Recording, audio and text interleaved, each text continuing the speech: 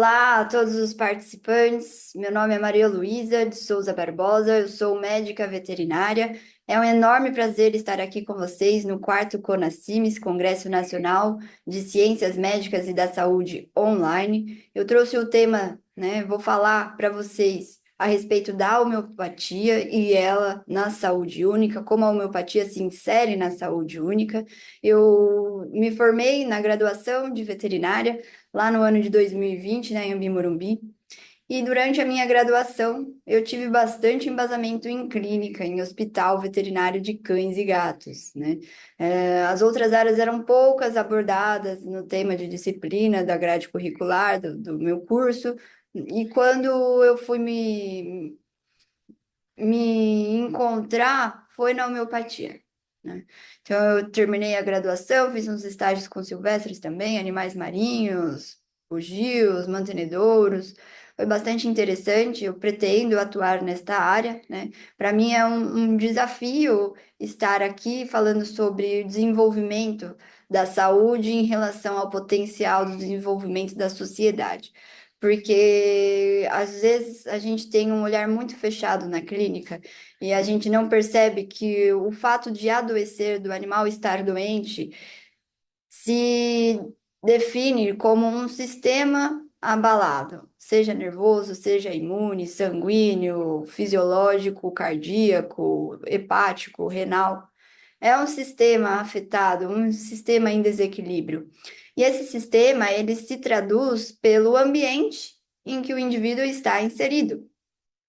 As pessoas ao redor, o comércio, a gestão, até a modalidade terapêutica na qual a gente se insere, vai de acordo com o espaço-tempo de cada ser humano e animal. E o ambiente é o que mais sofre por conta do nosso desenvolvimento e evolução, né? E aí, quando a gente desmata uma área, fragmenta uma respectiva região, né? Quando a gente fala de fragmentação ambiental, muitos animais silvestres, principalmente os saguis, sofrem com falta de apoio, de suporte, de domicílio, né?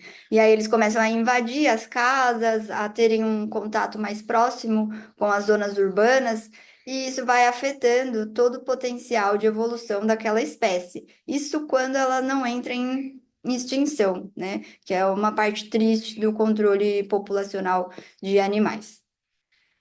Eu fui para a homeopatia e para a geriatria, né? Eu fiz o curso de medicina veterinária e depois eu fiz a pós-graduação de homeopatia no Instituto HD Science.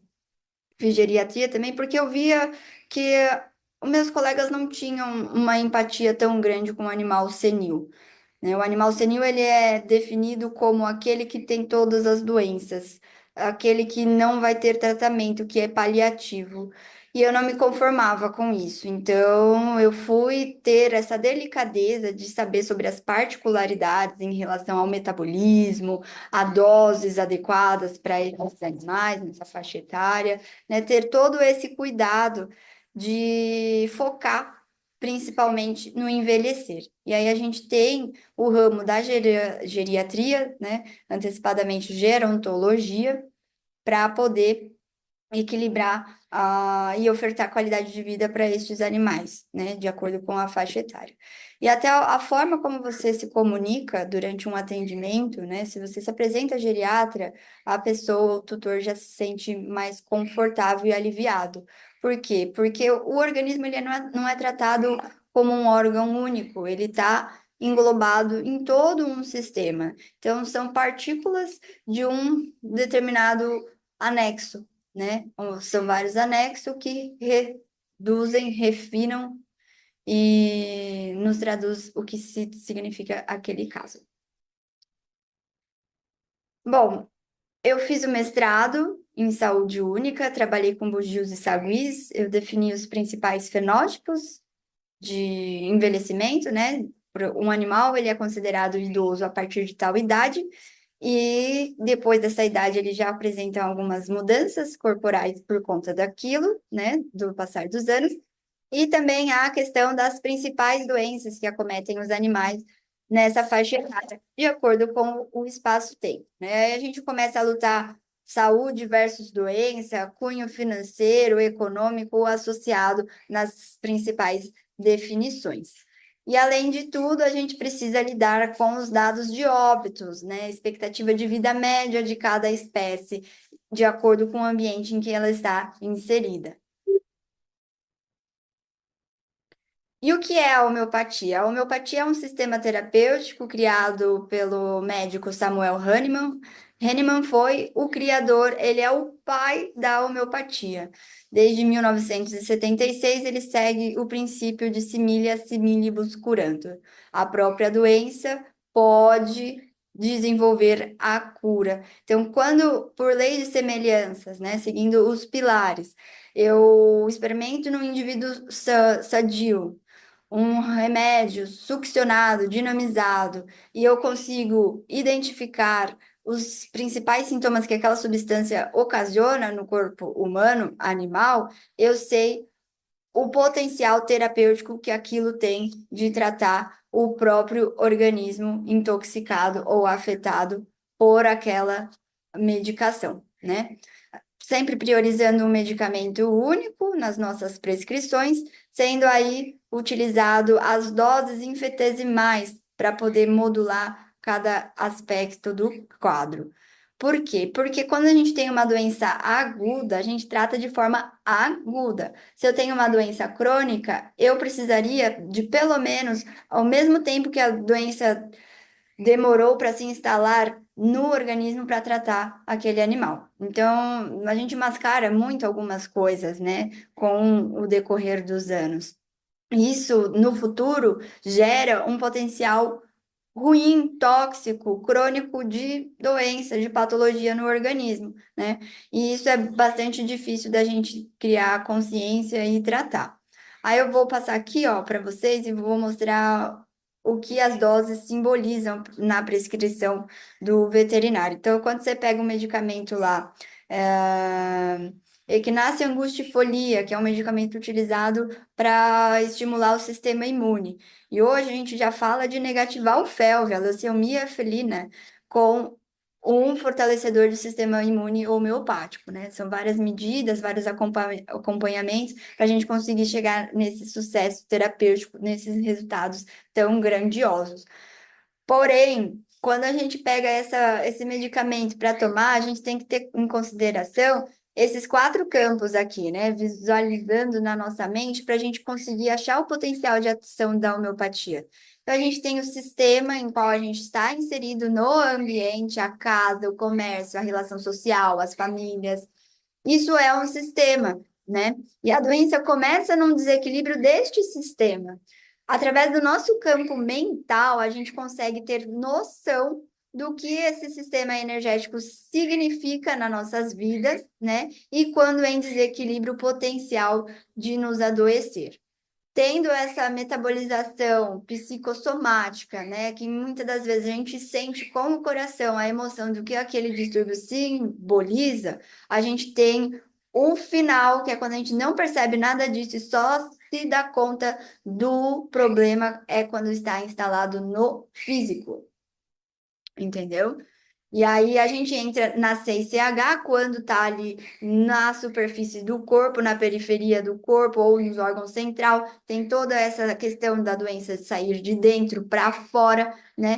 E aí, se é mais emocional, aquela pessoa que tem uma coceira, uma dermatite psicológica, toda vez que fica sozinha sente medo, já é diferente daquela coceira de quem está no tédio. Então, os medicamentos são diferentes, né? Não tem como eu entrar com anti-inflamatório para todo mundo, sendo que cada pessoa desencadeia o sintoma em um ambiente, em um contexto refinado e bem-sucedido, né?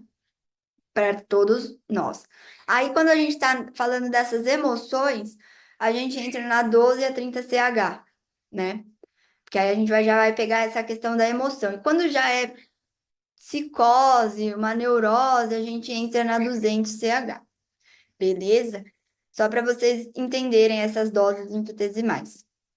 A homeopatia no Brasil, ela foi reconhecida pela homeopatia humana, né? Pelo Conselho Federal de Medicina Humana, em 1980. E depois dessa certificação, surgindo as capacitações profissionais para as outras áreas, farmácia, odontologia, medicina veterinária, fisioterapia, a estética também está utilizando bastante. Só que para diagnosticar doença, é o médico humano, assim como para diagnosticar alguma doença no animal, é o médico veterinário. Só que, assim, a forma como você vai receber o tratamento varia. Você pode ir num centro de estética, melhorar sua autoestima e toda aquela depressão ir embora. Como você pode pensar numa família multiespécie, adotar um cachorrinho e a sua depressão, a sua insônia também desaparecer com aquela mudança de hábito ou com a aderência de um hábito novo para a sua vida. Em 2014, a Comissão Técnica de Homeopatia Veterinária foi reconhecida como uma comissão, como uma especialidade médica a oferecer títulos. E depois disso, outras especialidades foram reconhecidas pelo Conselho Federal de Medicina Veterinária. O que isso significa? Que a homeopatia começou a exigir determinado reconhecimento sobre a sua modalidade terapêutica, e para isso ocorrer, né, para não houverem aqueles tabus, aqueles preconceitos de que a medicina homeopática não funciona, que demora para fazer efeito, que é chazinho. Então, aí a gente fez uma comissão, né? E um homeopata com título para ser reconhecido como especialista, ele precisa comprovar que esteve 4 anos na área, fazer uma prova e aí ele recebe a carteirinha de título de especialista na área. Assim como para a comissão de Silvestre, de cardiologia, outras áreas que também foram reconhecidas pelo Conselho Federal de Medicina Veterinária. Na saúde única, a homeopatia ela age num equilíbrio da harmonia vital, né? Então, o animal ele tem que estar em equilíbrio com o ambiente. E se ele está em equilíbrio, o corpo dele vai sinalizar com bom aspecto fisiológico, comportamental e ele não vai adoecer. Agora, quando há um desequilíbrio, aí a gente vê um potencial cancerígeno ou de adoecimento, né? O médico homeopata, ele observa o animal como uma unidade num todo, né? Formado de corpo e princípio vital. E esse princípio vital é o que regula as funções do organismo e mantém tudo em equilíbrio. Tudo isso a partir de um reconhecimento das necessidades básicas de cada organismo. E esse estudo, ele é reconhecido como bem-estar, né? A modalidade da saúde única, manter em equilíbrio com a homeopatia, se traduz em bem-estar, que pode ser também aplicado para avaliar a melhora da qualidade de vida de um indivíduo ou de um grupo, para que assim a gente consiga manter aquele ecossistema sustentável. Sempre que a patologia ocorre, ela está relacionada com o distúrbio de todo o organismo. Significa que quando o animal adoece, houve uma quebra desse desequilíbrio. Tudo que se aplica à homeopatia humana se aplica também à medicina veterinária. E aqui é aquele esquema, né, conforme eu havia dito. Trouxe também a aplicabilidade da homeopatia na agricultura. Opa. Então, em 1999, o Ministério da Agricultura permite a utilização da homeopatia no manejo de pragas e doenças. Então, uma produção orgânica, ela é composta de tratamentos à base de medicina chinesa e da homeopatia, né? Aí a gente consegue atuar como forma antifúngica, diminuir melhorar as condições de estresse, né? Sempre com o objetivo de evitar a queda da produtividade, impedir o aumento da população de parasitas, controlar áreas infestadas, né? E também melhorar a produção para que haja alimentos saudáveis e sem resíduos, já que a homeopatia também não oferece efeito adverso. Aqui tem um paper, se vocês quiserem buscar mais a respeito, tem o uso da homeopatia no rendimento de cebolas, né? Controle nos bovinos com mastite, para uma produção de leite orgânico, né? Por quê? Por quê? Porque a homeopatia não polui o meio ambiente, né? E ela ajuda ainda na recuperação do ecossistema, na manutenção de predadores naturais. A cadeia alimentar ainda existe.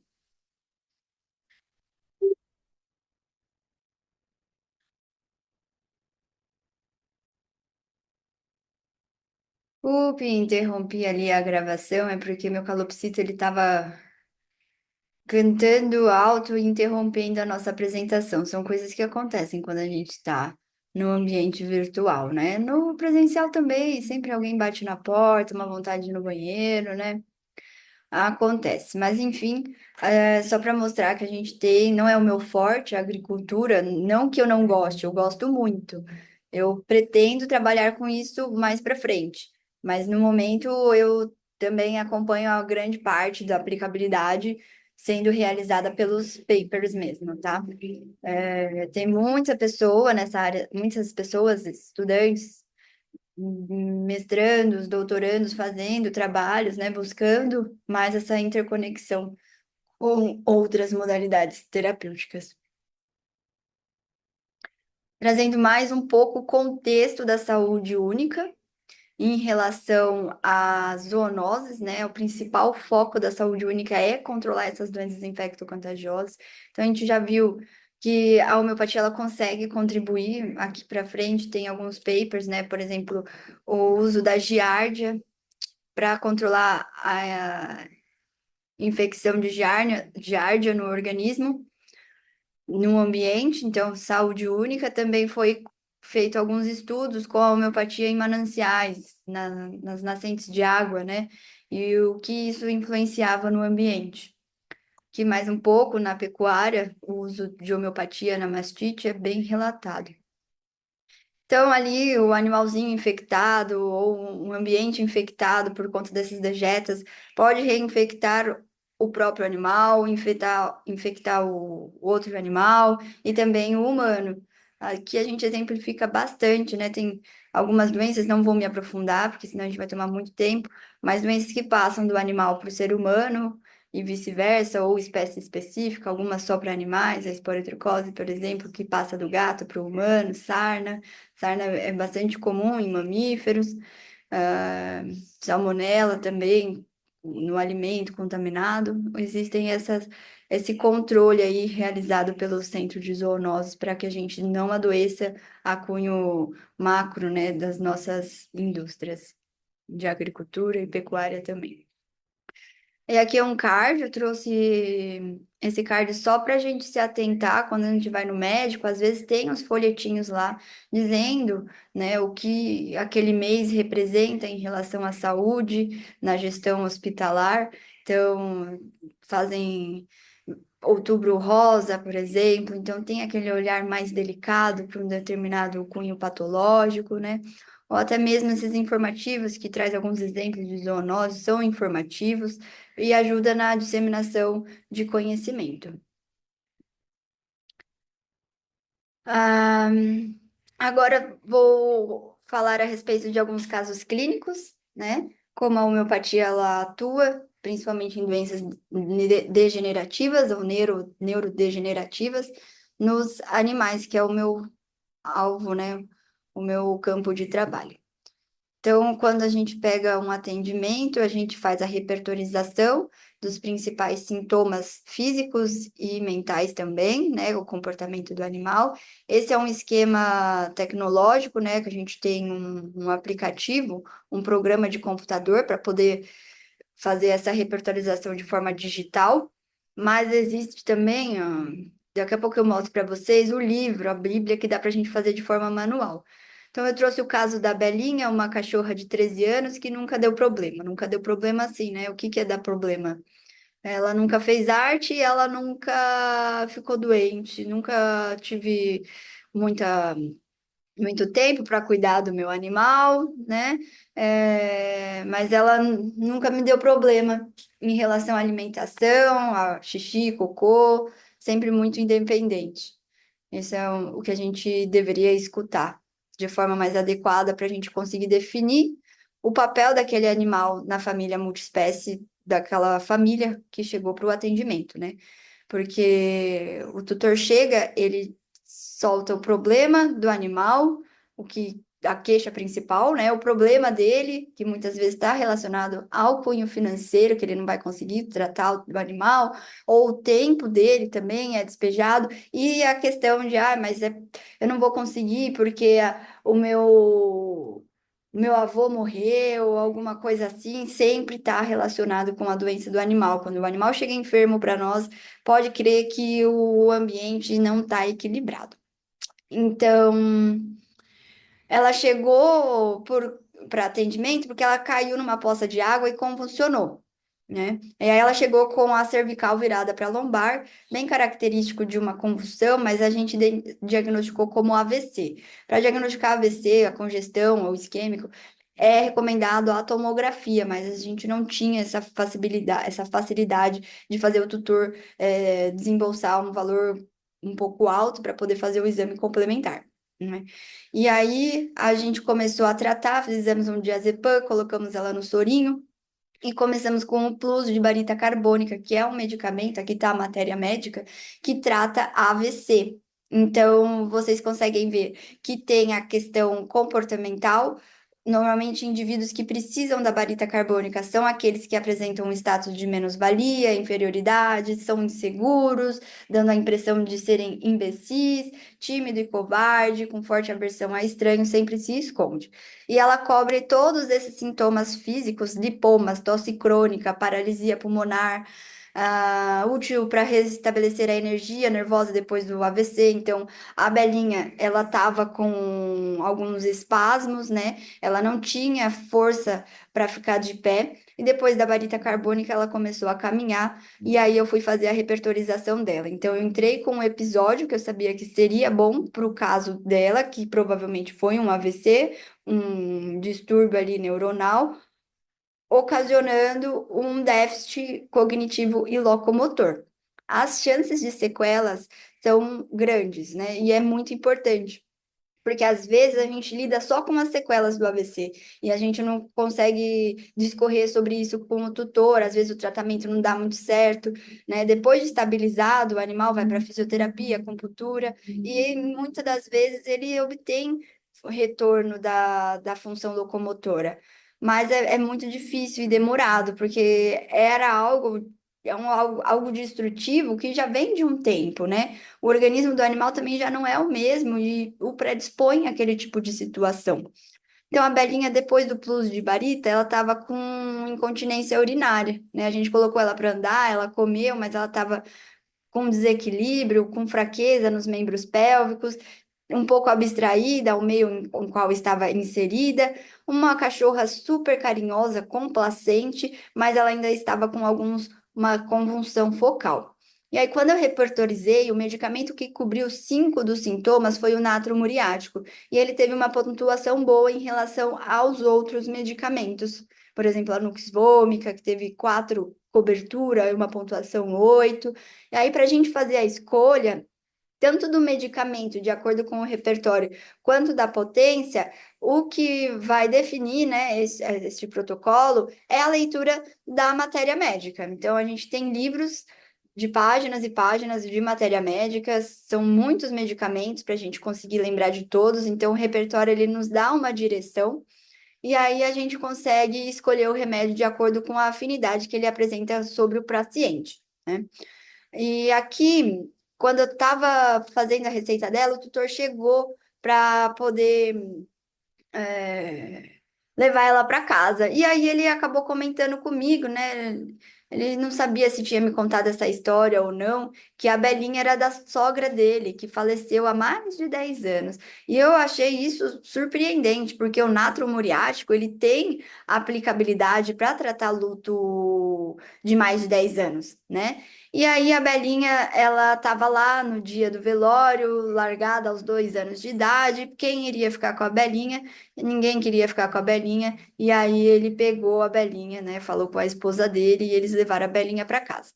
E ela viveu esses anos todos abstraída, né, daquela família. Ela sempre foi fiel, provavelmente, à sogra do atual tutor.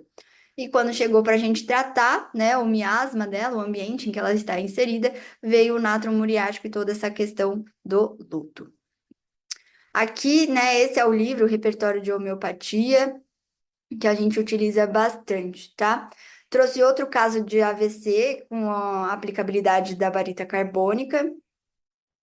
Então, ó, o antes dele, né? Envolve até uma questão de estética, porque quando você vê o animal assim, ele não era aquele tão próximo assim do tutor, ou a casa também estava um pouco bagunçada. É bem diferente um animal que está com banho e tosa, ou às vezes ele se sentia bem assim, a gente não pode julgar pelas aparências, né? Porque a gente tem este parâmetro de limpinho, cheirosinho, saudável, mas às vezes um animal que tá com o cabelo bagunçado, ele também se sente bem daquele jeito, confortável daquele jeito, né? Até porque ir pro banho e tosa é um estresse tanto pro cãozinho propriamente dito. E o resultado dele foi muito rápido. Então a gente fez o mesmo esquema da Belinha, né? A gente colocou ele no sorinho, fez o diazepam para ele ficar mais calmo e relaxar os músculos também, né? Um fenobarbitúrico. E depois fizemos o banho e tosa nele. E aí ele já acordou com todos os movimentos. Bastante interessante, né? Este protocolo.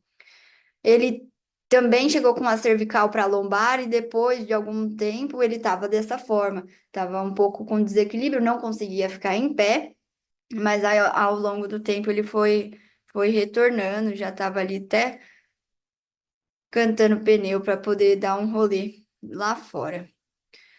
Aí o desfecho desse caso, eu não me recordo agora. Eu trouxe mais a questão da barita carbônica como episódio. Trouxe outro vídeo aqui de um medicamento que é bastante útil para geriatria, que é o sulfur. A gente chama ele do sujinho da matéria médica. Às vezes é aquela pessoa que tem uma relação com sujidades diferente, né? Ou ele é extremamente limpo, toma banho toda hora, ou é aquela pessoa que sai sem escovar o cabelo e para ela tá tudo bem. Então, para você ver como é relativo e que cada tratamento precisa ser específico. Por quê? Porque eu tenho ali um animalzinho que se sente bem daquele jeito, quanto um outro animal que, se ficar com a pata suja, ele já começa com crises de ansiedade. E o sulfuro, ele limpa o organismo de dentro para fora, além de ajudar na barreira cutânea e também na função hepática. Aqui é comum seborreia, tá? Queda de pelo, principalmente agora na primavera, que a gente tem uma mudança de temperatura. No inverno, eles precisam de um pelo mais denso para fazer a proteção contra o frio. Agora, na primavera, que começa a esquentar, eles trocam, né? Eles eliminam esses pelos porque eles não vão mais utilizar. Agora vai ser mais a questão respiratória e como ele vai lidar com a troca de calor com o ambiente. Mas as sujidades, elas existem, né? Até num organismo limpo, e às vezes a gente identifica como cunho patológico, mas tem que ver o organismo num todo, né? Para a gente conseguir discorrer melhor sobre isso. Aqui, ó, tava comprometendo, tava com falha de pelo, tinha um pouco de eritema, né? Então já era um cunho patológico, ó, crostas, descamação, a pele estava se desfazendo praticamente, né? Então é isso. Outro caso clínico, aqui que envolve também as granjas, né? Olha o pezinho da galinha, que você come o peitinho dela todos os dias no almoço. A minha intenção não é fazer ninguém deixar de comer carne, mas só mostrar que essas patologias, elas existem, né? E, assim, quando a gente entra com antibiótico, a gente corta toda essa proliferação de bactéria e dá um boom nesse sistema imune em relação a um déficit, né? Porque o organismo ele é inteligente o suficiente para colocar a sujeira de fora, de dentro, né, para fora. E aí, quando a gente corta o mecanismo dessa forma abrupta, com certeza vai ter um mecanismo de defesa ali agindo também sobre esse mecanismo de ação. Agora, aqui a gente tentou o sulfur, né, o sujinho, e aí a suspeita era de osteosarcoma, porque já tinha perda óssea, mas na verdade a gente estava tratando de uma osteomielite. Dentro desse tumor que foi ulcerando com o tempo, só tinha bactéria, Casiums, né? A gente fez coleta de fungo, cultivo de fungo, de bactéria, e o resultado não foi algo a cunho de manejo sanitário inadequado. É mais a questão da espécie por si só, é uma espécie grande, gigante, então o peso sobrecarrega os membros. Em situação de invisibilidade, né, falta de exibicionismo, pode ser que um animal ele sofra um impacto ali nas articulações e sofra com isso. Outras doenças que aparecem do nada, né? Ou que você só se dá conta do que você não sabia tratar quando você se depara com intercorrências. o lúpus eritematoso, né? É uma doença autoimune que o próprio organismo começa a destruir as células da pele, ocasionando nessa ulceração e escamação, bastante inflamado, né? A gente conseguiu tratar com um medicamento único. Era uma tutora que estava viajando para Brasília, então ela falou que ela foi viajar e o ônibus quebrou e ela ficou com muita dor na cervical. E o cauístico, ele pega as articulações. É feita do cal que a gente pinta a casa, sabe? Passa nas árvores também. Então, ela estava sofrendo de dores articulares e o cachorrinho acabou tendo essa doença de pele de forma espontânea ao mesmo momento. O controle populacional, ele existe, né? As prefeituras, elas cedeiam as castrações gratuitas e vira e mexe, não só porque é na castração gratuita, qualquer animalzinho está predisposto a isso, eu só estou pontuando os dois temas em relação, né? Que acabou sendo esse relato de caso essa semana que eu atendi. Porque, assim, ele vai lá, ele castra o animal, mas ele não faz o acompanhamento, né? É um cachorrinho que tem distúrbio comportamental extremamente agitado.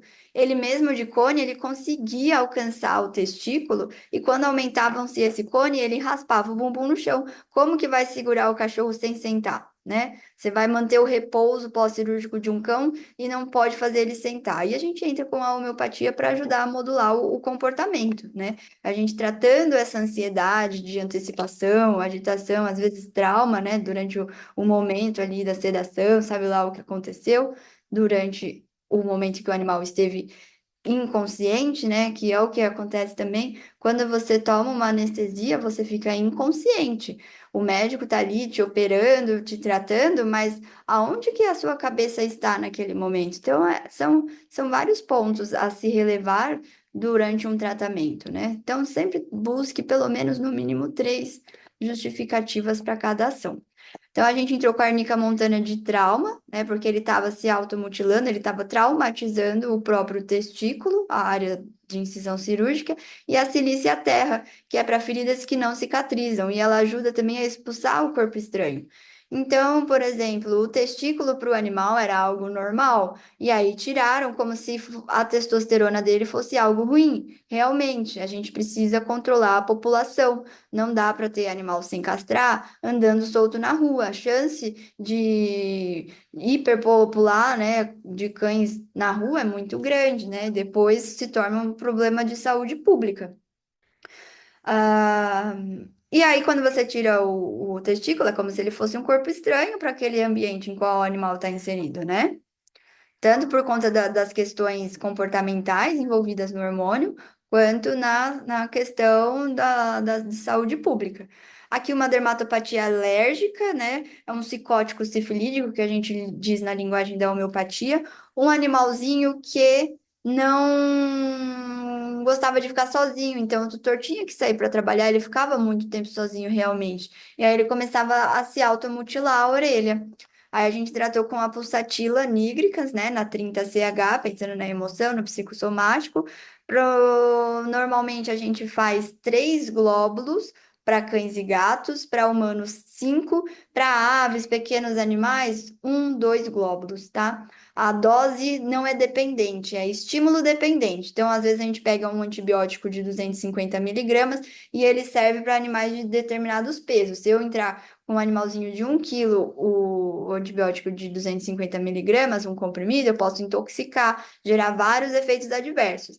Na homeopatia, você precisa ter absorção. Então, é sabido que 3 glóbulos ofertam uma absorção suficiente para um cachorro, um animal de 10 a 40 quilos, né? Acima disso, já os 5 glóbulos. Então, você vai ponderando a quantidade de acordo com o porte do animal.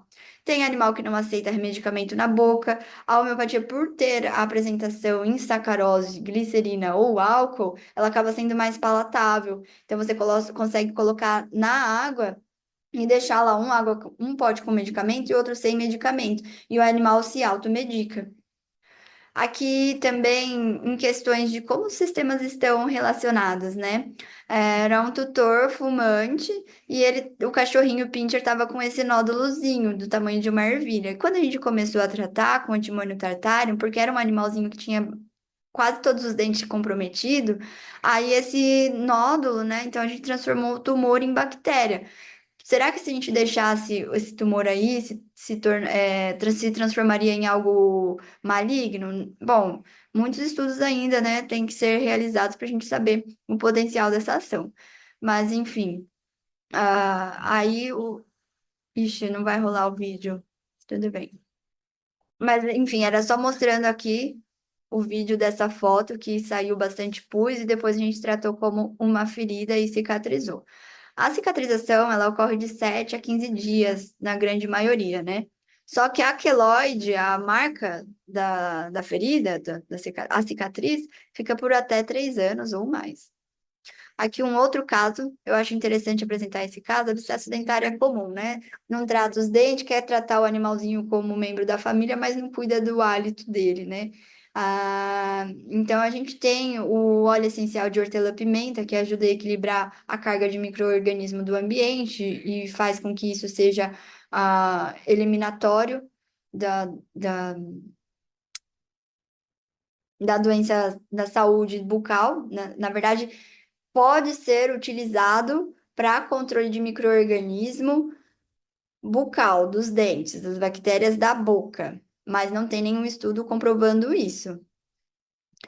Ah, e aí ela tava com, já tinha feito uma série de uso de antibióticos, resolvia e depois voltava. E a tutora não tinha situação financeira suficiente para pagar de uma vez uns exames pré-operatórios e a limpeza e extração de alguns dentes. Então ela ficava nesse ciclo de antibiótico, antibiótico, antibiótico. E aí a gente entrou no primeiro dia com a sepia sucos, e aí começou a soltar secreção, fistulou, né? E a sepia sucos, ela tem tropismo com o sistema reprodutor. Eu achei bem interessante, né? A gente fez no consultório a sepia sucos e depois demos o fósforo na 30CH, 3 glóbulos, 2 vezes ao dia durante 7 dias. E aí ela ficou bem, os dentes dela estavam até mais limpos, né? Acho que de tanto a gente mexer, caiu as placas bacterianas. Só que depois de um mês, mais ou menos, ela começou a soltar a secreção pela vulva. Então a sujeira tem que sair por algum lugar, né? Às vezes a gente consegue transformar cada partícula, né? Se a gente for olhar cada pedacinho da pele e cada célula como um indivíduo único, uma unidade. Só que eles trabalham em conjunto e depois foi para o útero. Ela soltou secreção por 3 dias e a gente deu a beladona e ela melhorou. Bom, trazendo também um conhecimento de loja, né? De a loja pet, porque você chega e tem tantas opções, às vezes você pega um vendedor bom que consegue te apresentar algumas opções do que tem no mercado para você buscar uma consulta de rotina e utilizar aqueles medicamentos com embasamento. Então, a gente tem o geriátrico, que é bastante legal, ele tem uma ação de prolongamento do DNA. Então, assim como nós envelhecemos e ficamos com a corcunda, com a coluna arqueada, né, mais corcunda, o DNA também sofre esse encurtamento.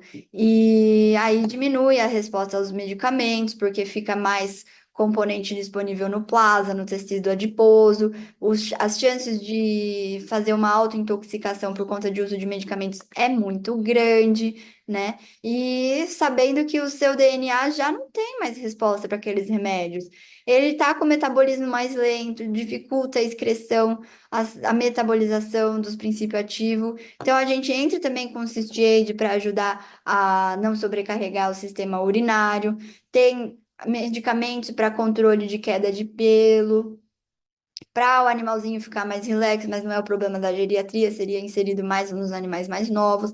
Rações terapêuticas, então eu moro do lado de um bar que toca música o dia inteiro e meu cachorro não para de latir. Às vezes você não precisa tacar remédio de depressão nele para ele ficar mais quieto e sonolento. Só tratando a alimentação dele para um ambiente, uma alimentação de ambiente tranquilo, você já consegue resolver o problema, né? Mas a gente tem também as questões de saúde pública, o controle de pulga e carrapato, deixo em aberto por que que o carrapato, os antipulgas de gato, né? Não pega carrapato em gato, tem essa abertura para pesquisa, né? O Defensa, que é bastante interessante, que ele está prevenindo a pulga do pé, a tunga. É bem legal essa apresentação, viu? Eu uso e recomendo. Bom, então, agora que eu já deixei vocês empoderados a fazerem a escolha de terapêutica para o seu animal. Se ficou curioso, busque um homeopata perto de você, né? E vá verificar o que ele tem para te dizer. A gente trabalha com ambulatórios de consulta gratuita pelo sistema da instituição HD Science. Você pode entrar em contato com a nossa secretaria e buscar mais informação. E também temos as meninas que fazem terapia para humanos, né? Eles dão suporte a alguns tratamentos. Mas esse grupo é de Minas Gerais, da Flávia Baritz, que eu entrei para estudar com elas também, né? E é isso, espero que a gente tenha juntos encontrado um desenvolvimento melhor para a nossa saúde, né? Lembrando que toda a arte da terapia homeopática consiste na aplicação da lei dos semelhantes, e é necessário o conhecimento da semiologia clássica, as particularidades anatômicas, fisiológicas e comportamental de cada espécie para a gente conseguir estipular o melhor tratamento, né? Curar o animal é fundamental e não as doenças ou partes isoladas do corpo. Essas são as palavras da professora Cibele de Paula Coelho, a minha orientadora. Trouxe mais uma ressalva em relação à medicação, então tem várias formas de você lutar contra a doença, não fique fechado em uma terapia específica, expanda os seus horizontes e verifique o que é melhor para você.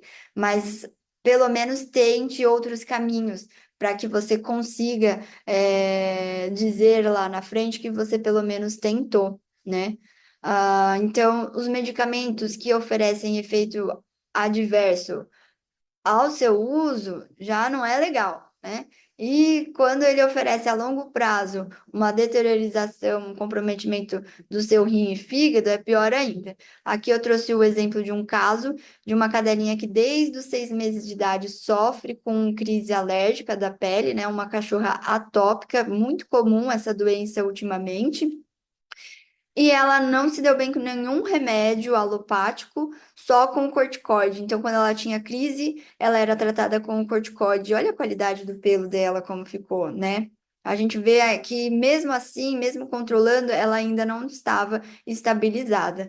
E a gente entrou com a homeopatia e foi muito difícil, está sendo ainda muito difícil de fazer o desmame do corticoide nela. Só que quando a gente usa a homeopatia, a gente vê uma melhora no semblante, né? O animal ele fica mais contente em viver. E isso é o nossa grande gratificação, né? Aqui, o uso de anticoncepcional para cortar o cio das cadelas, gerando hiperplasia mamária, os tumores de mama, né? Aqueles tutores que não fazem controle de pulga e carrapato, Ehrlichia e Babésia, só foram identificar quando a paciente estava idosa, com uma uveíte bastante importante, e aí nesse ponto não tem muita saída, tem que confiar no organismo do animal para metabolizar os antibióticos que entra, né? Hoje a gente tem protocolo homeopático também para erliquiose, a doença do carrapato. Aqui outra doença de pele, que eles tentam primeiro o shampoozinho, a alimentação, e aí depois eles desistem e se mantêm no corticoide, né? É bem difícil. Aqui também trouxe o meu porquinho, né, para simbolizar os extremistas que colocam roupinha, pintam a unha. Não que eu faça isso, né? Nem que eu julgue quem faça, mas o animal ele tá tão inserido na nossa vida, na nossa rotina, que a gente trata ele como imagem e semelhança. Uma frase para essa palestra, para essa apresentação e para o que eu vivo no momento, né? Bom, eu não vou citar as coisas que eu vejo de errado, mas sim dizer como eu me sinto perante as minhas escolhas, na quais eu considero certa. Se não fosse a homeopatia, eu já teria desistido da veterinária. É uma frase que eu escutei da Cibele e eu falei, realmente, é muito difícil você utilizar o que você não tem afinidade, né? Ah, e assim, a homeopatia ela mudou a minha vida. Eu consegui tratar condições, a minha personalidade, a minha persona, a minha forma de se apresentar com a homeopatia. E da mesma forma que pessoas devem ter encontrado no yoga, na massagem, na acupuntura, na ayurvédica, né? Nessas modalidades terapêuticas que buscam o princípio ativo do bem-estar, de te deixar bem, sem fazer mal nenhum. Então, é por isso que eu estou aqui hoje. Espero que eu tenha conseguido, né, esclarecer as dúvidas ou pelo menos instigado curiosidades a respeito da homeopatia. Foi uma breve apresentação para vocês conseguirem melhor embasamento, se vocês têm vontade de atuar, né, no ramo de cura, né, na medicina propriamente dita, nessa parte de prescrever, tem que fazer os cursos de pós-graduação. Mas utilizar do artifício de, ó, eu sei o que é homeopatia, eu sei como eu posso ajudar, indicar, já é muito, muito legal da sua parte, tá? Aqui tá meu e-mail, as minhas redes sociais, eu respondo todos os e-mails, se surgir alguma dúvida, pode me contactar, né? Estou agora indo para a área de silvestres, estou com alguns temas de projeto, trabalhar com vacinas e também pele. Aí, quem quiser pode vir falar comigo, que a gente vai ter bons resultados, né? Muito obrigado. Até a próxima.